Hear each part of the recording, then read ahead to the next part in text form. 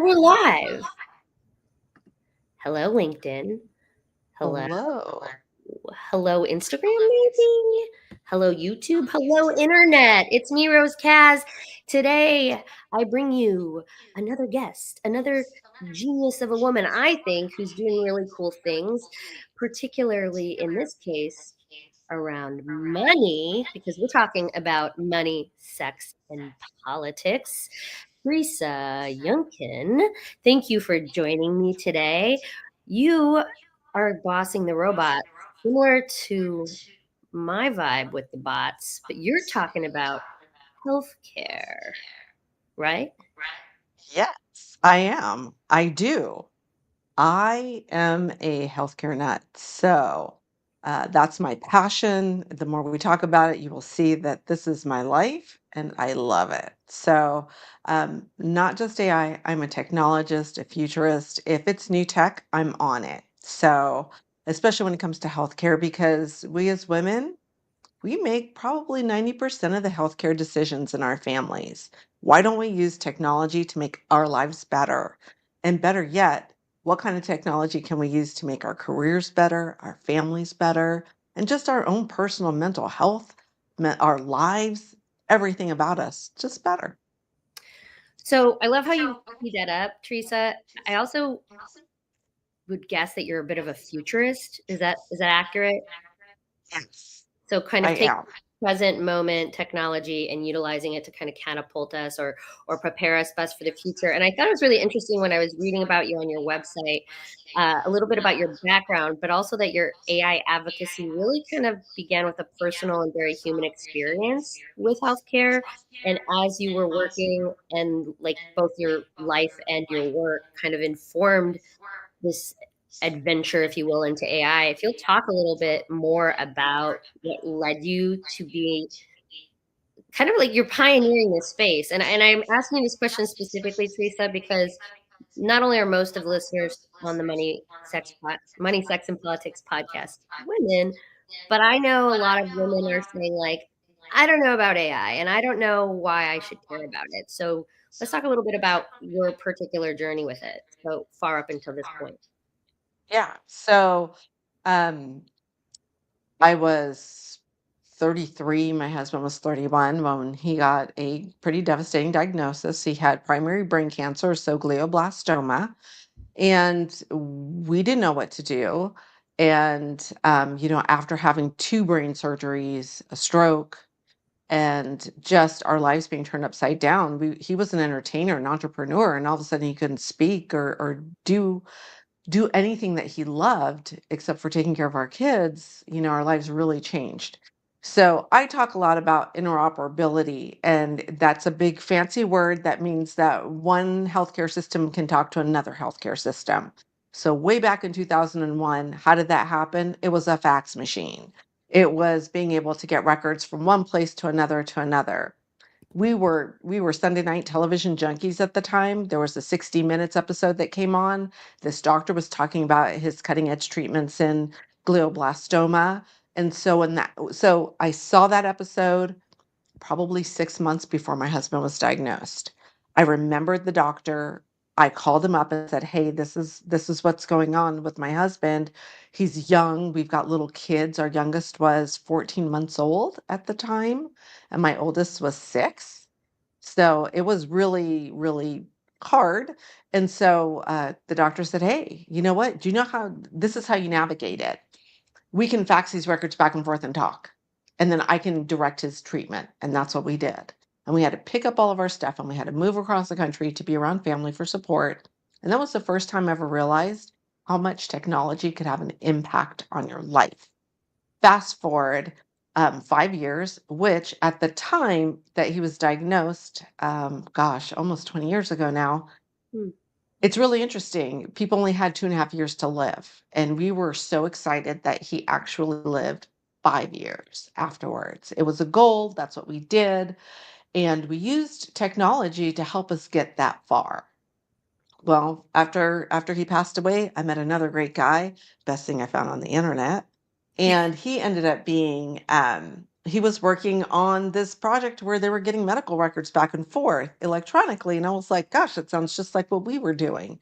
And he Hmm. was like, yeah, it's a new thing in technology.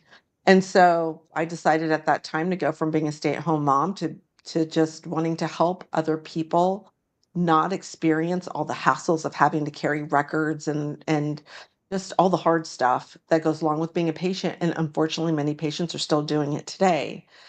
I wanted to do that, so I went to one doctor in our town. I said, "Hey, did you know this new law came out? You're gonna have to use a computer." That's when you started seeing your doctors using computers.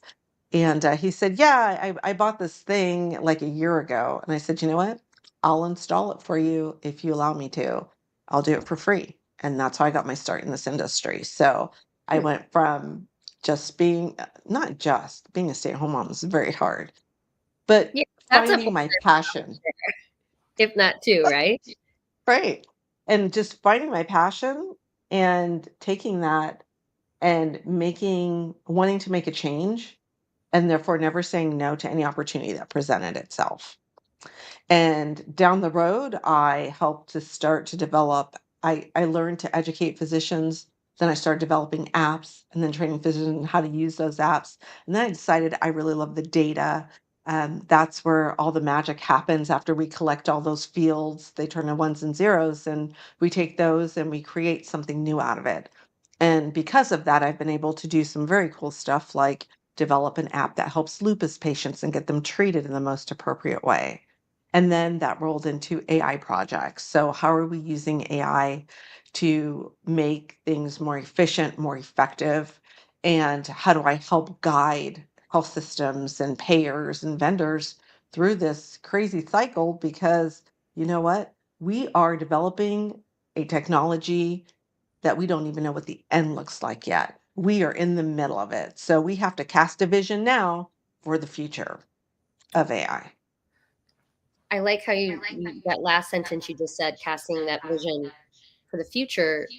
I wonder how similar that this moment is to, say, early introduction of the internet to the general public, right? Like, or even websites. Remember when you had to be able to write code to even think about building a website? And now you've got Squarespace and Wix and all these different just templative spaces that you can just create your own little corner of the internet, right?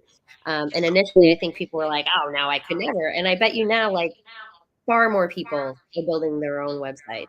100% they are, right? So, So over the past year, just the development of AI it has been so rapid. So from the first time that everybody heard about ChatGPT back in November 2022, right? Everybody was like, oh, look at this. I can ask it questions and it tells me anything and everything that I could ever want to know.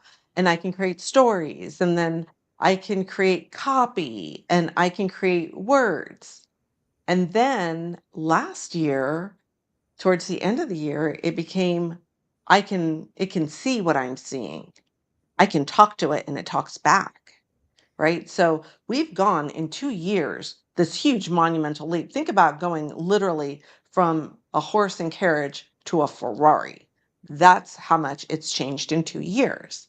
And so we think about like I know we always in our industry talk about the Gartner hype cycle where things get built and like people there's early adopters and you get to the top and then like everybody understands it and then it comes down because everybody says it's not doing what I really want it to do, and then it goes back up once you kind of figure it out. Mhm.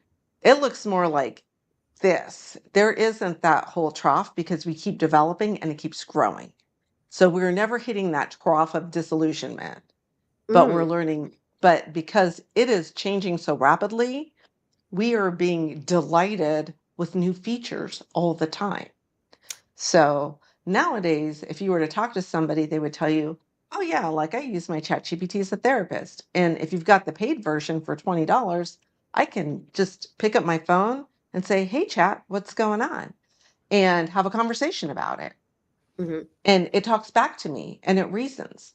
And you can even tell it, hey, you know what? I don't want the David Goggins version of you. I want the Brene Brown version of you. Right. So, right? So it's Which becoming, it's going so forward. Go. Well, it's awesome. I like that evolution of it because it's literally the meaning is used like we are forming it, it's responding to its input, right? But before we carry on and go forward with that concept, because I know we can just like run to the future with this idea, I want to back up because I've been involved in a couple of these conversations online lately and in person, a lot of chatter around AI, where we kind of those of us who are curious, interested, or all the way in, just we run with it. But there's people who are like, I don't even know what the hell they're talking about because I'm not going to stick around for this conversation because I'm either freaked out or like I don't get it, right? So like let's just back it up for a second. From when you were inputting data and helping at a doctor's office, right? Mhm. This pro bono, like I want to get in here to like all the way where you're completely seeped in this.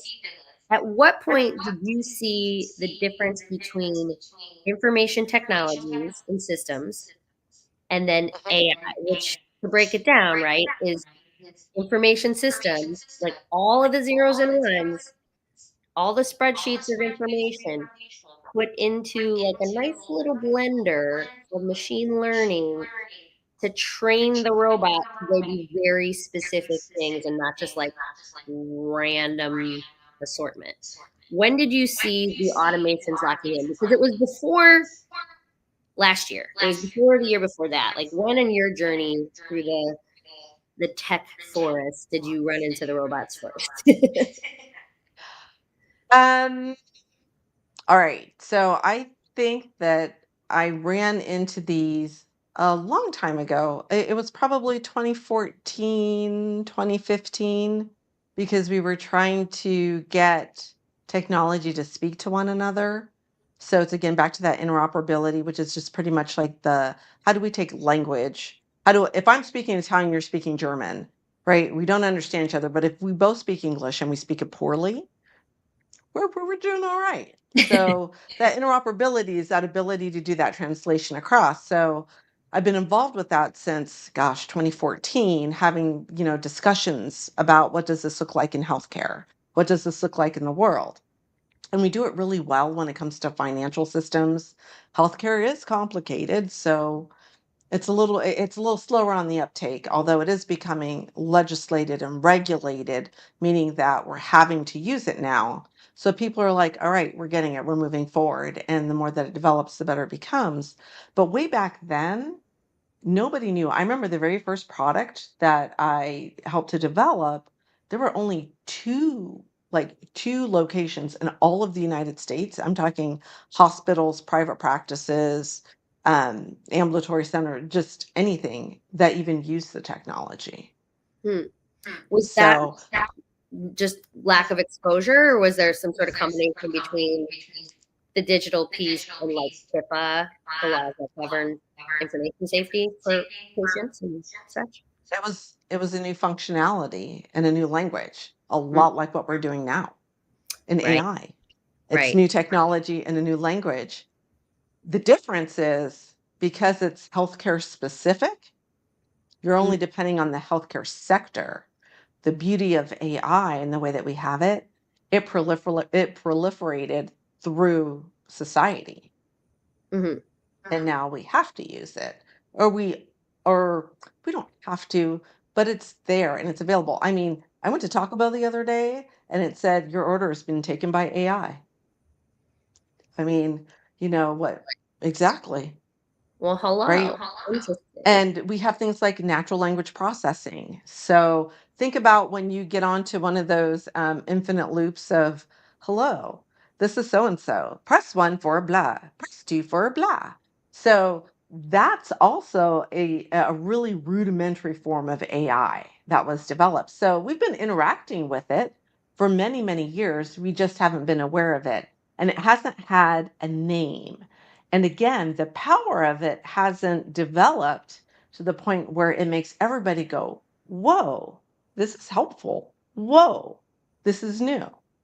And it's just evolving faster. Well, I also think it's interesting because it's had appearances in places and it just hasn't been named, right? Like the little Exactly. the little robot vacuum.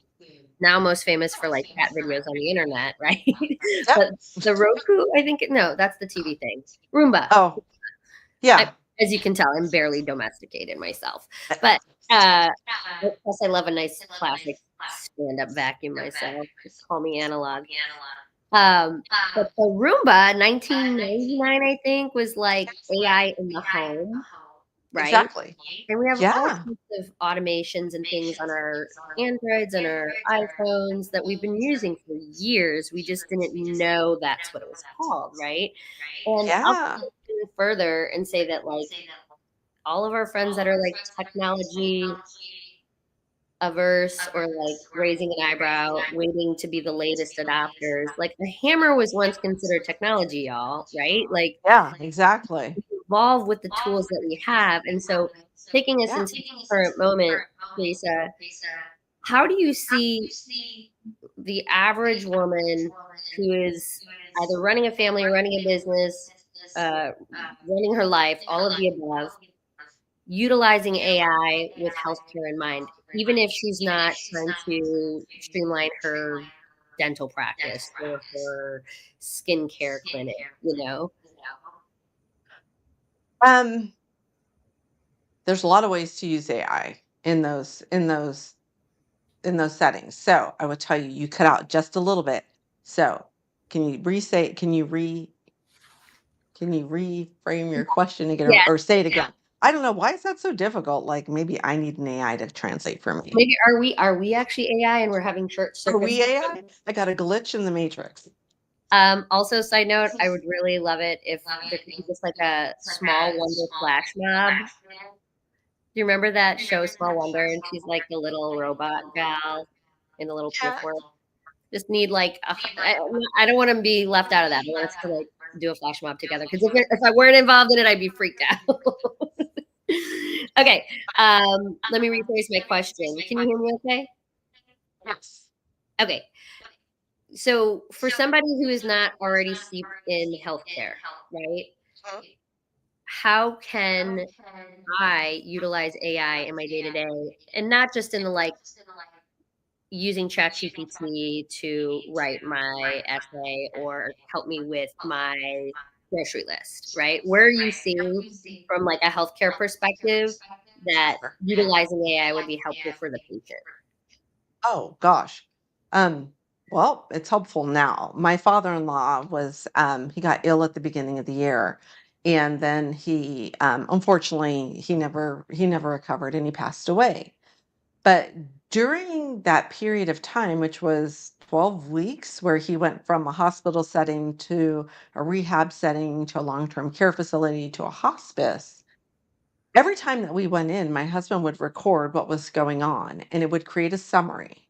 And that summary would then go out to the whole entire family. We would take it and cut and paste it right out of our phones and then email it to the rest of the family so that everybody knew what was happening, what we were facing, what the questions that had been asked were, and then what the resolution was going to be.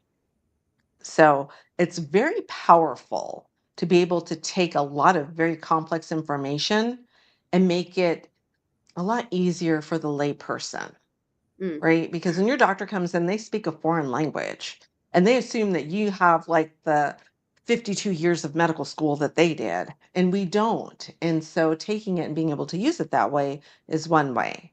I see it in the future as more rapid drug development. We need to, and this is another thing I think that we should really talk about too, are ethics and bias mm, in the data. So, a lot of people don't realize that most of the evidence based medicine that's available to us is really based on 50-year-old white men. So, for instance, if I were to come to you and say, "Oh, I've got heartburn and my right arm hurts and I've got pain in my jaw," you would look at me and you would say, "Oh, I think you're having a heart attack." If that's true, if you are a man. But if mhm, you're a woman, it looks like I might have a little bit of heartburn, but I've got gastrointestinal issues. That's what happens to women before their heart starts to clutch. Very different presentation. mm, So now we understand that we've got bias in our data. What we need to do is start to address that and do more studies faster, which AI can help us to do, to have it peer reviewed and then put into our systems and accepted and put into our systems so then we can start to address the bias in the data that's available. Bias in data is not bad. Bias in data is just the state that we're in. It means that we can improve it. I look at it as a plus because all of those areas that we haven't looked at before, we can start to look at now to improve what the AI can produce and to improve the knowledge base of the AI to make our lives better. I'm so glad you brought that up. I was having a conversation with some folks at a panel recently, hosted. There was two speakers, one from Microsoft and one from Intel, talking about how those companies are utilizing AI internally, a word I'd never heard before, dog fooding, where they like actually eat what they make. You've, I guess, heard that before. Um, and there was a lot of conversation after the panel, and a gentleman brought up my question about bias and ethics to the panelists. He had said, "Well, aren't we always going to have bias?" And I said, "Well, I guess, right? We can never be truly objective, right?" But to your point, with the data set that things are being built on right now, right? Like AI, artificial intelligence, eats HI, human intelligence. If the Exactly. human intelligence that has been fed to the robots is based on the lived experience of only a small fraction of the entire human experience, then we've got a lot of bias to account for, right? Exactly. Exactly. And especially when we use technologies like chat GPT or generative AI is what they call it. Because generative AI is taking what's already been loaded, right? Like all that data and information, and that gets loaded up. But the other part is what do we input and give to it? And that's what creates that generative piece of it. And for us, we've got to be really careful because it can start to echo back. It puts us in our own echo chambers when we can start to use AI in a way that it's only responding the way that we like, right? And we can tell because you can ask it a question and it comes back on a response and you can say, no, that's not what I mean. I meant this, right? And even though it's not emotional, it can tell right? These models are just, they're statistics. What's the next best word, next best letter that comes in this discussion? And so it's saying, oh, you don't like the next best word of this. I'm going to choose something else, Okay, hold on. Let's talk right? about that again. So Let's this go back to that. It's statistics, right? Meaning it is. it's statistics. I'm in this MIT class. We talked about this, girl. You didn't tell me there was so much damn statistics in this. Like I'm like, data hat what? Data hat who? Like it is, but it is actually reading. Like you mean it. Like what you mean to say is this after this after this. And if the robot Yes. has not been told that this other thing is a possibility, it Exactly. literally will make some other shit up, right? Exactly. Yes. And that's a So problem. it's a problem, right? And we as humans need to remember that this is just a machine and it's going to do what we want it to do. So there was this I don't know if he was a professor, but it was this guy. He was, I don't know, maybe a PhD and a researcher, and he was fiddling around with AI, right? And so he started using AI as his kind of his journal, like back and forth, having conversations like a pseudo therapist. And he talked to it about his wife and he talked about his job and his frustrations and he just wants some help to be better at what he's doing. So this goes on for a couple months and at the end of it all, the AI finally concludes that you need to divorce your wife and quit your job. And he goes, what? Why would you even say that? He's horrified. Inputs and outputs. He's horrified what happens. And AI made a comment, something to the effect that this is what you get when you try to get the desires of your wooden heart. Right? So that means like think about pulling out each piece of that, of what it said to him. This is what you desire out of a heart that is immovable. Because think about how many times he's probably had the same conversations right, about the same frustrations. So that's statistically, right? Like this Well, worked, like, well, like have a conversation. Well, that doesn't, I already had a conversation. So then, right? So then you take that out of the equation. Have a conversation. She doesn't listen. Again, that's another black mark against that becoming the next thing to say, right? So then it's don't talk to her, right? Which does what in a relationship if we're not communicating, right. right? Well, and So oh, sorry. Go ahead. Go ahead. no, it's these unintended consequences that we have where we're looking for it to do good, but we have to be careful about our own morals and ethics and bias and understanding that, maybe if I've got a crappy mindset, having that reinforced is probably not the best thing. Maybe AI isn't what I need. Maybe I need another human in the loop. That's a good point. It was a really good point, and I think that this leads us into this nice next section of like how we actually inform it, right? Versus like being caught in an Yes. echo chamber or just being sort of the minions of it, because then it becomes this like strange eddy where it's just kind of like we're not utilizing this technology to move forward. And I would even go as far as to say, like, I'm not an advocate, and I don't think this is what you're here to do either, Teresa. It's like, let's be more efficient. Let's go faster, do more, make more money with this. It's in fact the opposite is like, how do we harness this technology? Yes, because it is going so fast. But how do we do that? How do we actually influence its behaviors? $1 million Yeah. question. Well, right. This is why we have governance structures that